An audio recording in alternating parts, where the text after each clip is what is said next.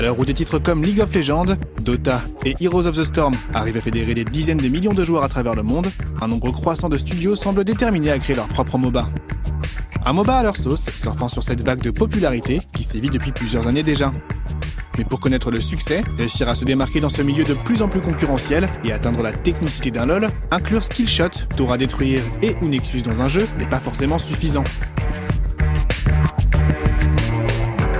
C'est donc dans l'optique de se différencier et de proposer aux joueurs une expérience unique en son genre que Lightbulb Crew a décidé de développer Games of Glory.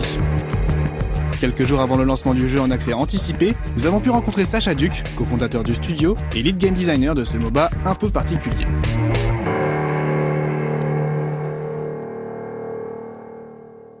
Alors le studio Lightbulb Crew est né il y a 2 ans.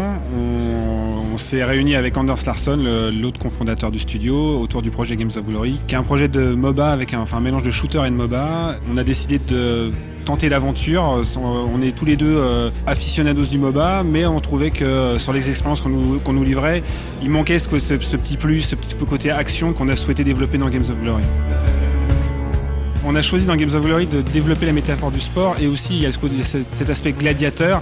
C'est des super champions, c'est des héros légendaires qui combattent pour les enjeux de leur faction, leurs intérêts, des intérêts qui des fois les dépassent. Et le joueur rend possession d'un clone qui va justement défendre ses intérêts à l'intérieur de l'arène, gagner richesse, notoriété, gloire, voilà. On est vraiment dans cet enjeu-là. On pourrait citer aussi comme Gladiator comme référence de Ridley Scott, où des hommes ou un homme peut changer l'avenir d'un univers par son talent et ses prouesses.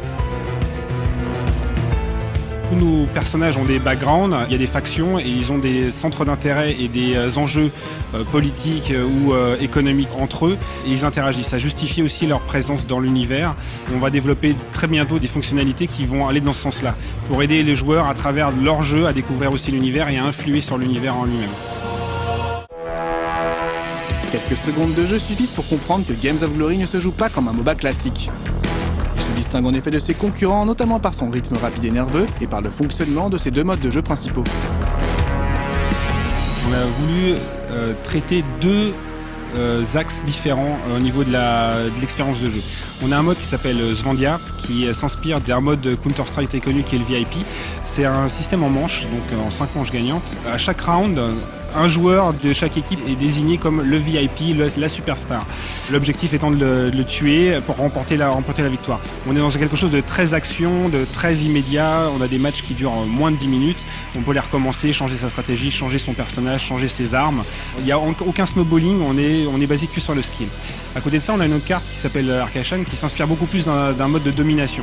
On capture des points, les parties durent un peu plus longtemps, on capture des points pour abaisser le champ de force de l'équipe adverse et après pour pouvoir détruire son noyau d'énergie. Ça demande beaucoup plus de coordination, la carte est beaucoup plus grande, la maîtrise des différents points de capture est super importante pour pouvoir optimiser à la fois ses rendements en crédit mais aussi la façon dont on va faire avancer la descente du champ d'énergie. Et là on pourrait dire qu'on est dans un mode qui se rapproche beaucoup plus des modes d'un League of Legends ou d'un Dota. Mais la véritable spécificité de Games of Glory, c'est évidemment son système de visée libre. Un système ouvrant la voie à de nouvelles tactiques, mais qui demande en contrepartie plus de précision de la part des joueurs. On a développé la mécanique de visée libre qui pour nous est vraiment différenciante sur les autres produits. Elle permet de fédérer à la fois des joueurs de MOBA mais aussi des joueurs qui viennent d'autres univers. Un joueur de FPS pourrait être intéressé par ce type de jeu-là parce qu'on lui demande d'acquérir un skill sur ne serait-ce que la visée libre. De ce point-là, on en est très fiers. Il y a aussi notre système d'armement libre qui permet vraiment d'avoir des géométries variables de jeu, aux joueurs d'expérimenter des combos entre leurs différentes armes, puisque chaque joueur peut avoir 2 armes, une arme au corps à corps, une arme à distance dans son stuff. Chaque joueur sur des équipes en 5v5 qui ont 2 armes, qui ont des capacités spécifiques, que ce soit leurs champions ou leurs armes, ça crée vraiment des combinaisons, alors je vais pas dire infinies, mais ça crée énormément de combinaisons qui s'adaptent aux différentes situations du jeu.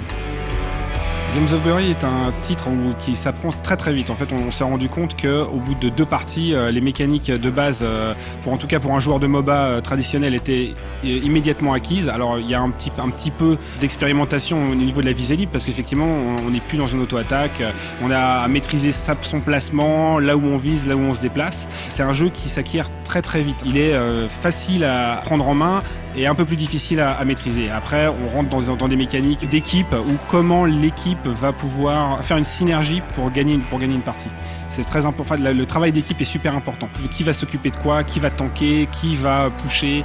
On est vraiment dans c'est ce qu'on a voulu. Puis on n'a pas de minions pour ça ou de laning fastidieux pour ça. C'est comment on va tactiquement s'organiser dans le choix de nos armes, dans le choix de nos personnages pour optimiser au maximum notre équipe.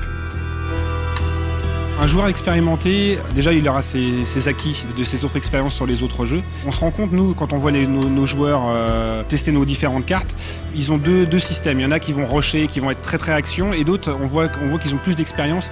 Ils vont vraiment gérer, temporiser, attendre leurs coéquipiers, optimiser. Est-ce que leurs coéquipiers ont les bons skills ou le bon stuff pour pouvoir leur emporter.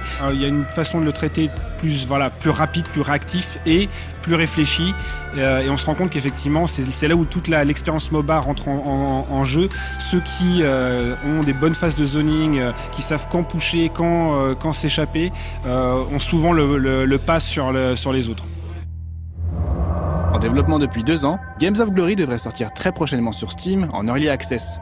L'occasion pour Sacha Duc de faire le point sur l'avancement de son projet et sur l'impact qu'a eu la communauté sur celui-ci. On va sortir sur Steam très prochainement, c'est-à-dire je pense dans le mois. On va sortir en Early Access parce qu'on sait qu'on a encore des efforts de production à faire, de développement. Il y a encore des développements à faire sur le jeu pour avoir une expérience encore plus forte. Il y a plein de points qu'on a voulu esquisser qui nous semblent importants de montrer à notre communauté. Par exemple, le système de club où chaque joueur peut créer un club, inviter ses amis et combattre dans l'arène contre d'autres clubs, dans des tournois, dans des ligues. C'est un peu la démocratisation de l'e-sport. On souhaite aussi ça. Et tout ça, effectivement, ça prend du temps. Donc, mais on a déjà fait des phases d'alpha et on s'est rendu compte que les joueurs étaient très intéressés. Donc, on s'est dit, OK, on va sortir parce que comme ça, on aura plus de joueurs, on aura plus de feedback. On a construit notre expérience sur nos intuitions, mais aussi sur les intuitions de nos joueurs. On les a fait beaucoup participer sur des événements, sur nos forums, sur notre page Facebook. On peut dire que l'expérience Games of Glory à l'heure actuelle, c'est autant la nôtre que la leur. Et on est à leur écoute. Donc voilà, on va sortir en Early Access, on va voir ce que ça va donner.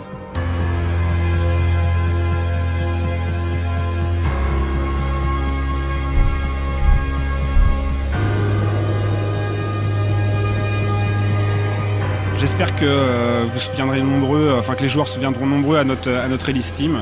C'est important pour nous et je suis sûr que effectivement, on nous taxe souvent vous êtes comme LOL ou vous êtes comme Dota. J'invite les joueurs vraiment à tester le jeu pour se rendre compte que c'est que peut-être le look and feel, l'aspect du jeu, les interfaces qui les trompent, mais que dès les premières minutes du jeu, ils se rendront compte que c'est pas la même expérience et que on est sur une frontière. On a défini une frontière qui est entre le shooter et le MOBA, et je pense que beaucoup de personnes pourront s'y retrouver et prendre du plaisir dans ce jeu-là.